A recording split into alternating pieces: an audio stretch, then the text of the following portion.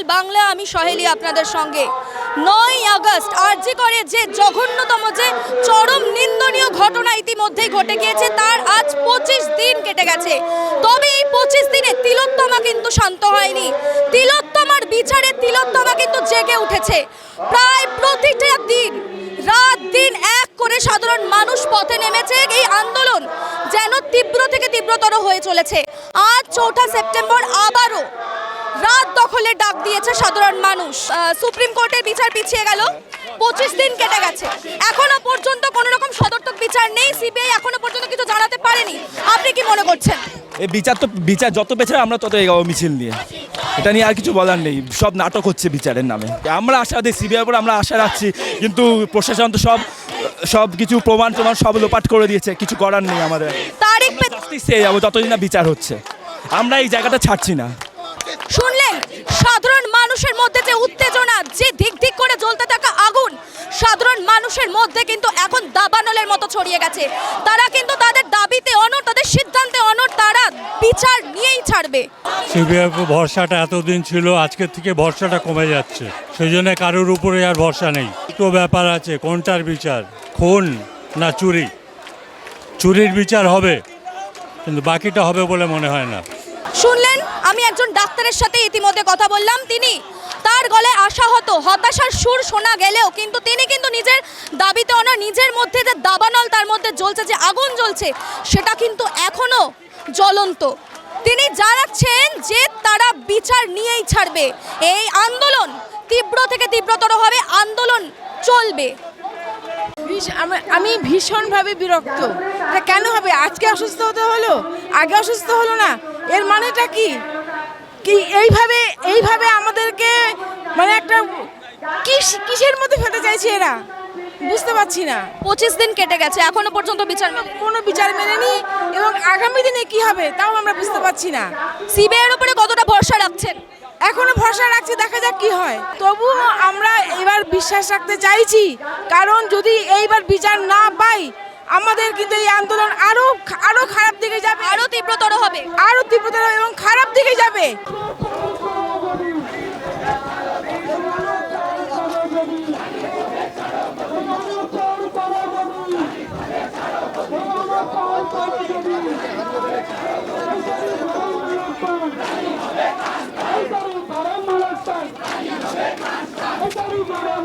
এর আগেও এসেছি এবং আগামী দিনেও আসবো।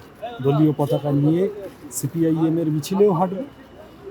যে মিছিল সাধারণ মানুষ আহ্বান জানাবেন, সেই মিছিলেও লক্ষ লক্ষ সাধারণ মানুষের একজন হয়েও হাঁটবে।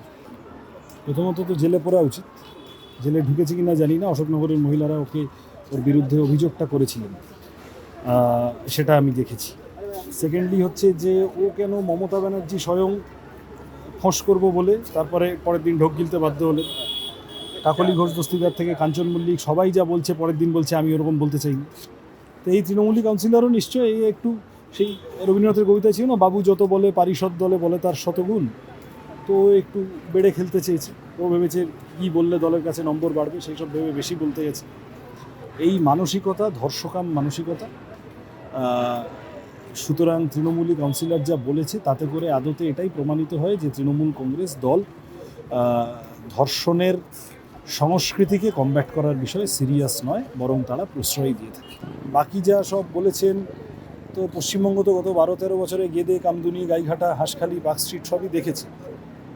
মমতা ব্যানার্জি বলেছেন, কখনো বলেছেন ছোট্ট ঘটনা, স্মল ম্যাটার, পেটি ম্যাটার, তুচ্ছ ঘটনা। কখনো বলেছেন মেয়েটার লাভ অ্যাফেয়ার ছিল, হয়ে গেছিল, রিলেশন ছিল। কখনো বলেছেন যে ওর স্বামী তো সিপিএম করতেন। কখনো বলেছেন আচ্ছা রেট বেঁধে দিচ্ছি। কখনো তৃণমূলের অন্যান্য নেতারা ধর্ষিতার পোশাক বা তিনি বাইরে কি করছিলেন বা এই ধরনের অনেক কথা বলেছেন। এইবারও তৃণমূলের নেতারা যেসব বলছেন, উদয়ন গুহ থেকে শুরু করে, তার মানে একটাই দাঁড়ায় যে তারা এই যে আরজিকরের ভয়ানক নারকীয় ঘটনা, তা সম্পর্কে বিন্দুমাত্র লজ্জিত তো নন বটেই। মানুষের চাপে যেটুকু ইমেজ মেকওভার করার জন্য এই ধরনের বিলটিল দু একটা নিমিত্ত মাত্র আনছেন ঠিকই, কিন্তু আসলে তারা বুক ফুলিয়ে ধর্ষকদের বাঁচাতে চান। আমার তো মনে হয় এটা নারীদের অধিকারের প্রশ্ন, এটা তো আর কারুর দয়ার দানের প্রশ্ন নয়। ফলত অধিকার, স্বাভাবিক অধিকার, যেটা বারবার ধ্বংস করার চেষ্টা হচ্ছে, নষ্ট করার চেষ্টা হচ্ছে, আর সরকারে যারা থাকে তারা যদি এই ধরনের সমাজ বিরোধীদেরকে এন্ডোর্স করতে থাকে তাহলে অসুবিধাটা বেড়ে যায়। তাহলে সেক্ষেত্রে মানুষ যে লড়াইটা লড়তে নেমেছেন, লক্ষ লক্ষ সাধারণ মানুষ, সেটা তো শুধু আরজি করের ইস্যুটা ঠিক, এটা একটা কি বলবো আগ্নেয়গিরির মুখ খুলে দেওয়ার মতো ইস্যু হয়েছে, কিন্তু আসলে আরও অনেকগুলো গভীর রাজনৈতিক সামাজিক প্রশ্ন উঠে আসছে নারী স্বাধীনতার সংক্রান্ত। সেইখানে গিয়ে সেই প্রশ্নগুলো অ্যাড্রেসড হওয়া উচিত। আমরা সবাই মিলে যারা সমাজকর্মী আমাদের একমত হওয়া উচিত এবং আধিপত্যের বিরুদ্ধে, পুরুষের আধিপত্যের বিরুদ্ধে, আস্ফালনের বিরুদ্ধে। এই যে সরকার বলেছে যে আমি তোমাকে আগেরবারও বললাম যে মহিলাদের নাইট ডিউটি পারলে কম করানোর চেষ্টা করবে, তাহলে তোমার মতো সাংবাদিক যাতে বুক ফুলিয়ে সারা রাত নাইট ডিউটি করতে পারে এইরকম বুম নিয়ে, তার জন্যে যে লড়াইটা করতে গোটা সমাজ নেমেছে, আমরাও তাতে সামান্য একটুখানি হয়ে আছি। সবাই মিলে সেই রকম একটা দিন দেখতে চাই যেখানে এই ধরনের কথা শাসকের মুখ থেকে আমাদের শোনার প্রয়োজন পড়বে না। আমার মনে হয় কারুর প্রতিবাদে যদি ধান্দাবাজি না থাকে, বিজেপির প্রতিবাদে যেমন ধান্দাবাজি থাকছে, ওরা ওই সব জাস্টিস পরে হবে, ওরা যেন তেন সরকারে আসতে চাইছে, সেরকম যদি হয় তাহলে সন্দেহের চোখে দেখার বিষয়।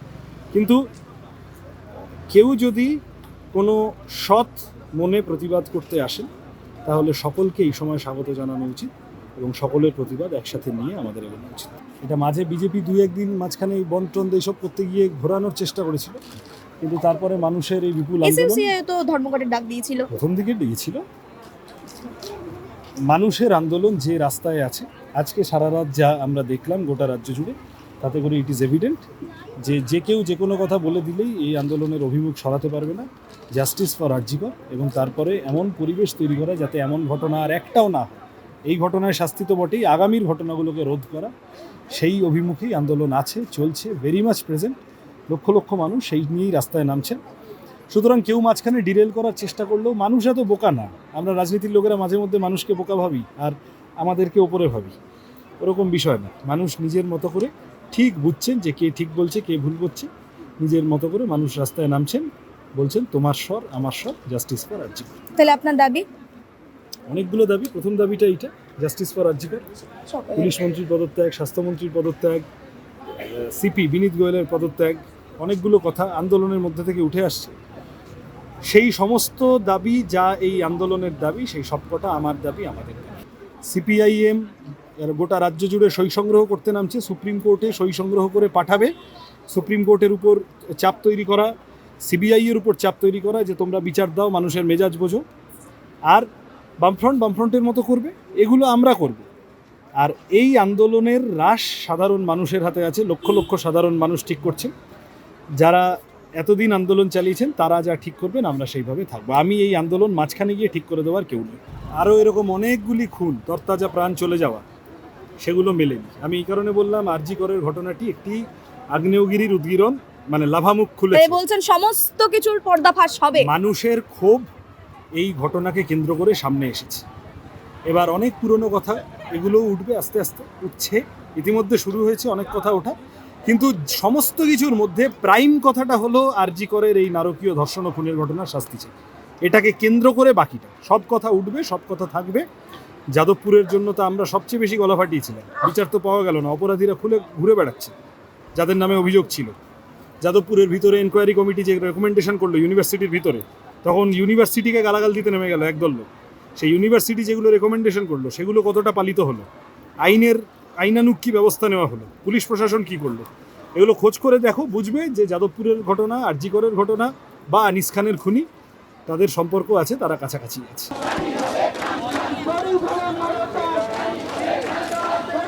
ঘড়ির কাঁটা রাত 12টা অনেকক্ষণ আগেই পেরিয়ে গেছে, তবে যত রাত বাড়ছে ততই যেন আন্দোলনের মাত্রা আরও তীব্রতর হচ্ছে, মানুষের গলার আওয়াজ আরও জোরালো হচ্ছে। ঘড়ির কাঁটা কোনোভাবেই সাধারণ মানুষের গলার স্বরকে, স্লোগানের জোরকে দমিয়ে রাখতে পারেনি, সেজন্য আরও তীব্রতর হয়ে উঠছে। তবে ঘড়ির কাঁটা 12টা পেরিয়ে গেছে মানে এটাই বোঝায় আজ তিলোত্তমার বিচার না পাওয়ার 26তম দিন পেরিয়ে যাচ্ছে। তবে 26টা দিনে বিচার কতটা মিলেছে না জানা থাকলেও সাধারণ মানুষ যে একটি বারের জন্য রাজপথ ছাড়েনি সেই বিষয়ে কিন্তু কোনোভাবেই সন্দেহ নেই। যাদবপুর 8বির চিত্রটা এতক্ষণ আপনারা দেখছিলেন। এই যে হাজারো হাজারো মানুষের সমাগম ঘটেছে এই যাদবপুর 8বি বাস স্ট্যান্ডে, এই ভিড়ের মধ্যে যেমন সাধারণ মানুষ রয়েছে, তেমনই সেই সাধারণ মানুষের ভিড়ে মিশে গেছেন রাজনৈতিক নেতারা, মিশে গেছেন তারকারা। দেখতে পাওয়া যাচ্ছে 8 থেকে 80 সকলকে। একটা 8 বছরেরও কম বছরের বাচ্চা নিজের সুরক্ষার দাবিতে, তিলোত্তমার বিচারের দাবিতে রাজপথ দখল করেছে। এমনকি দেখতে পাওয়া যাচ্ছে বয়স্কা বৃদ্ধাদের, তারা হাতে একটি করে মোমবাতি নিয়ে এই প্রতিবাদে সামিল হয়েছেন। হাড়ের জোর কমে গেলেও কোনোভাবেই সেই সমস্ত কিছু তাদেরকে দমিয়ে রাখতে পারেনি, এই প্রতিবাদে সামিল হওয়া থেকে তাদেরকে রুখতে পারেনি। তবে এই যে কর্মসূচি, এই যে প্রতিবাদ দেখতে পাওয়া যাচ্ছে, এই প্রতিবাদে কিন্তু কোনো রকম রাজনৈতিক রং চড়াও হতে দেখতে পাওয়া যায়নি। তবে ইতিমধ্যেই আপনারা জানেন সুপ্রিম কোর্টের শুনানি পিছিয়ে গেছে, তারপরেও এখনো পর্যন্ত আশাবাদী মানুষ। তারা জানাচ্ছে তারা নিজেদের দাবিতে অনড়, যতক্ষণ না বিচার মিলবে রাজপথ তারা ছাড়বে না, রাজপথকে আঁকড়ে থাকবেন। এটাই একমাত্র রাস্তা বিচার পাওয়ার। তবে এখন সকলের নজর সিবিআই এবং সুপ্রিম কোর্টের দিকে।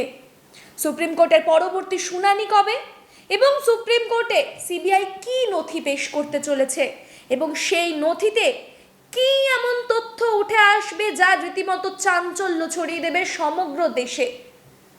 তবে এখন একটাই জিনিস বলার, যেটা বিশ্বব্যাপী সকলের প্রশ্ন, বিচার কবে মিলবে, দোষীদের গ্রেফতারি কবে হবে এবং তারা শাস্তি কবে পাবে।